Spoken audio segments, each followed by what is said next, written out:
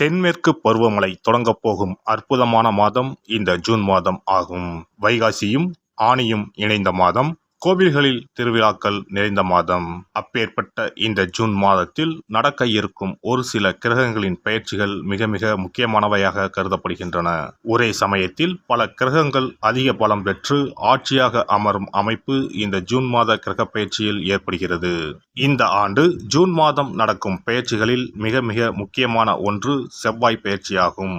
சில மாதங்களாகவே பகை கிரகங்களுடன் சஞ்சரித்து வந்த செவ்வாய் பகவான் தற்போது தன்னுடைய சொந்த வீட்டில் ஆட்சி பலம் பெற்று சஞ்சரிக்கப் போகிறார். ராகுவிடம் இருந்து விலகி தனித்து பயணம் செய்வது பல ராசிகளுக்கு யோகம் கொடுக்கும். ஜூன் 1ஆம் தேதியே செவ்வாய் பகவான் மேச ராசிக்கு இடப்பெயர்ச்சி ஆகின்றார். சுக்கிர பகவான் ஜூன் மாதம் 12ஆம் தேதி மிதுன ராசிக்கு இடப்பெயர்ச்சி அடைகிறார். இது லட்சுமி நாராயண யோகத்தை ஏற்படுத்தும். சூரிய பகவான் ஜூன் 15ஆம் தேதி மிதுன ராசிக்கு பெயர்ச்சியாகிறார். இது ஆனி மாத பிறப்பை குறிக்கும். மிதுன ராசியில் பெயர்ச்சியடையும் புதன் பகவானால் 3 ராஜயோகங்கள் உண்டாகும். சனி பகவான் மாத இறுதியில், அதாவது ஜூன் மாதம் 30ஆம் தேதி வக்கர பெயர்ச்சி அடைகிறார். சனியின் பார்வையில் செவ்வாய், சனி மற்றும் செவ்வாய் ஆட்சி பலம் போன்றவைகளால் சில நெருக்கடிகளை உண்டாக்கும். குரு பகவானின் சுப பார்வை கன்னி ராசியில் இருக்கும் கேது பகவானின் மீது படுவதால் ஒவ்வொரு ராசிக்கும் குறிப்பிடத்தக்க மாற்றங்கள் ஏற்படும். இந்த கிரக பெயர்ச்சிகளின் காரணமாக மிதுன ராசியில் புதாதித்ய யோகம், சுக்கிராதித்ய யோகம், கஜலட்சுமி ராஜயோகமும் உருவாகிறது. இதன் காரணமாக சில ராசிக்காரர்களுக்கு அதிர்ஷ்டமும் பணவரவும் பதவி உயர்வும் தன வரவும் கிடைக்க வாய்ப்புள்ளது. இனி உங்கள் ராசிக்கான பலன் என்ன என்பதனை பற்றியும், அசுப பலன் ஏற்படுமாயின் ராசிக்காரர்கள் வழிபட வேண்டிய தெய்வம், மேற்கொள்ள வேண்டிய பரிகாரம் என்ன என்பதனை பற்றியும் காண்போம். கும்பராசி அன்பர்களே, இதுவரை ஜென்ம சனியால் கஷ்டப்பட்டு வந்த உங்களுக்கு இந்த மாதம் அந்த பிரச்சனைகள் எல்லாம் படிப்படியாக குறையும். எதையும் சமாளிக்கும் மன தைரியம் உண்டாகும். உங்கள் ராசியில் சனி இருப்பதனால் உடல் நலனில் அக்கறை காட்டுங்கள். கூட இருப்பவர்களே உங்களுக்கு குழிப்பறிப்பார்கள், கவனம் தேவை. எனவே யாரையும் நம்பாதீர்கள். 3ஆம் இடத்தில் இருக்கும் செவ்வாய் பகவான் உங்கள் முயற்சிகள் அனைத்தையும் ஜெயமாக்குவார். சிறு தடைகள் ஏற்பட்டாலும் உங்களின் முயற்சியால் வெற்றி காண்பீர்கள். வேலைக்கு முயற்சி செய்வோர், புதிய தொழில் தொடங்க நினைப்போர் இம்மாதம் அதற்கான வேலைகளை ஆரம்பிக்கலாம். முதலீடு அதிக அளவில் செய்ய வேண்டாம். அளவான முதலீடுகளால் பிரச்சனைகள் இருக்காது. செய்தொழிலில் முன்னேற்றம் இருக்கும். அவசர முடிவுகள் எடுக்க வேண்டாம். இம்மாதம் சிறு சிறு பிரச்சனைகள் இருந்தாலும் பெரிய அளவில் பாதிப்பு இருக்காது. 4ஆம் இடத்தில் இருக்கும் குரு மற்றும் சுக்கிரனால் படிக்கக்கூடிய மாணவர்களுக்கு அற்புதமாக இருக்கும். தாயிடம் இருந்த மனக்கசப்புகள் நீங்கும். ஜென்மசனியால் மன அழுத்தம், சிறு சிறு பிரச்சனைகள் உண்டாகும். எனினும் எதையும் சமாளிக்கும் திறன் உண்டாகும். 8ஆம் இடத்தில் இருக்கும் கேதுவால் ஏற்பட்ட அவமானம், கெட்ட பெயர், கடன் தொல்லை, பணப்பற்றாக்குறை எல்லாம் படிப்படியாக குறையும். சுக்கிர பகவான் 5ஆம் இடத்திற்கு வருவதால் புத்திர பாக்கியம் உண்டாகும். வேலை இல்லாதவருக்கு வேலை கிடைக்கும். இம்மாதம் நிம்மதியான உறக்கத்தை தந்தருள்வார் குரு பகவான். இதுவரை நல்லது கெட்டது கலந்தே நடந்திருக்கும். இனி அதிகளவில் நல்லது நடக்க வாய்ப்புள்ளது. பண விஷயத்தில் மட்டும் சற்று கவனமாக இருக்க வேண்டும். ஜாமீன் போடுவதோ அடுத்தவருக்கு கடன் வாங்கி கொடுப்பதோ வேண்டாம். வியாபாரிகளை பொறுத்தவரை ஒரு விதமான மந்தத்தன்மை உண்டாகும். பயணம் சார்ந்த விஷயங்களால் ஆதாயம் ஏற்படும். கொடுக்கல் வாங்கலில் சூழ்நிலைகள் அறிந்து முடிவெடுக்கவும். கூட்டாளிகளின் ஆதரவு கிடைக்கும். ஒப்பந்தங்களை படித்து பார்த்து கையெழுத்திடுவது நல்லது.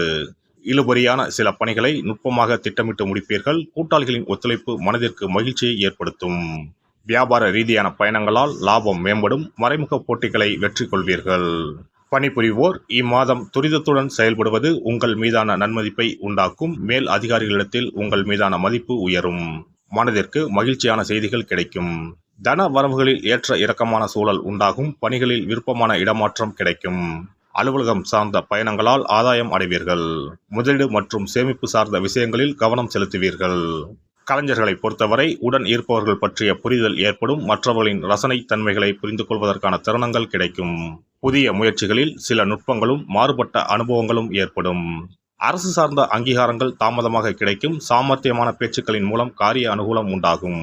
புதிய படைப்புகளை உருவாக்குவதில் சற்று ரகசியம் காப்பது நல்லது. பயணங்களின் மூலம் மாறுபட்ட அனுபவம் ஏற்படும்.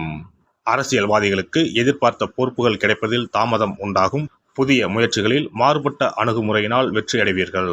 சுயநலம் கலந்த பொதுநல செயல்களால் ஆதாயம் உண்டாகும். வழக்கு சார்ந்த விஷயங்களில் சாதகமான முடிவு கிடைக்கும். தொண்டர்களின் விருப்பங்களை புரிந்து கொள்வீர்கள். பெண்களை பொறுத்தவரை இம்மாதம் விலை உயர்ந்த பொருட்களின் சேர்க்கை ஏற்படும். புதிய மனை சார்ந்த வாய்ப்புகள் அமையும். குடும்ப பெரியோர்களின் ஆதரவு கிடைக்கும். உடன் பிறந்தவர்களின் எண்ணங்களை புரிந்து கொள்வீர்கள்.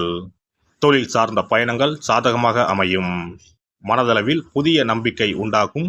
உறவுகளின் வழியில் அனுசரித்து செல்வதன் மூலம் சாதகமான வாய்ப்புகளை உருவாக்கி கொள்ள முடியும். மாணவர்களுக்கு பாடங்களில் இருந்து வந்த கவனக்குறைவுகள் குறையும். எதிலும் ஆர்வத்துடன் ஈடுபடுவீர்கள். ஆசிரியர்களின் பாராட்டுகள் உத்வேகத்தை ஏற்படுத்தும். உயர்நிலை கல்வியில் ஆலோசனை பெற்று முடிவு செய்யவும். நண்பர்களின் மறைமுக ஆதரவு கிடைக்கும். கல்வி தொடர்பான வெளியூர் பயணங்கள் சாதகமாக அமையும்.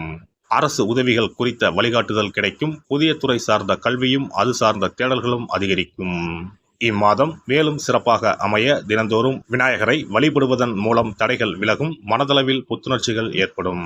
சிறப்பு பரிகாரங்கள். கோதுமை மாவினால் சிறு சிறு உருண்டைகளாக 7 அல்லது 14 அல்லது 7 மடங்குகளில் உருண்டை செய்து கொள்ளவும். குங்குமத்தில் கொஞ்சம் நீர் விட்டு அதை வன்னி குச்சி அல்லது மாதுளை மர குச்சியால் தொட்டு கோதுமை உருண்டையில் ஸ்டீம் என்று எழுதி அதை குளம், ஆறு அல்லது கோவில் தெப்ப குளத்தில் உள்ள மீன்களுக்கு போடவும். எழுதிய பின்னர் ஸ்டீம் என்பது அழிந்துவிட்டாலும் பரவாயில்லை. இவ்வாறு வெள்ளிக்கிழமை அல்லது ஞாயிற்றுக்கிழமைகளில் செய்து வர லட்சுமியின் அருள் உண்டாகி பணத்தட்டுப்பாடு நீங்கி செல்வம் சேர தொடங்கும்.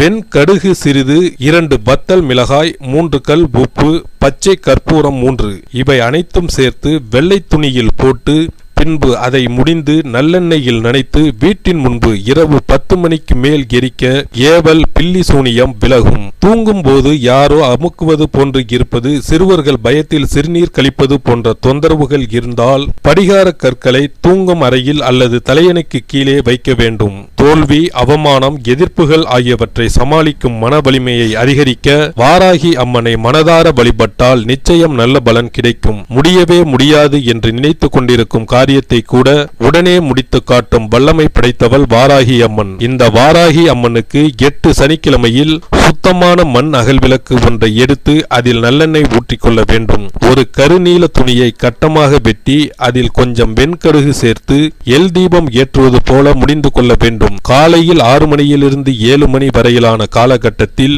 அல்லது இரவு 8 மணியிலிருந்து 9 மணிக்குள் இந்த பரிகாரத்தை செய்துவிட வேண்டும். எல்லாம் வல்ல இறையருளால் நீங்களும் உங்கள் அன்பு குடும்பமும் உடல் நலம், நீலாயுள், நிறை செல்வம், உயர் புகழ், மெய்ஞானம் ஓங்கி வாழ்க வளமுடன். இந்த வீடியோ பதிவு உங்களுக்கு பிடித்திருந்தால் லைக் பண்ணுங்க, கமெண்ட் பண்ணுங்க, ஷேர் பண்ணுங்க. மறக்காம சப்ஸ்கிரைப் பண்ணுங்க. பக்கத்துல இருக்கிற பெல் பட்டனை கிளிக் பண்ணுங்க. நன்றி, வணக்கம். ஓம் நமச்சிவாய. சிவாய நம.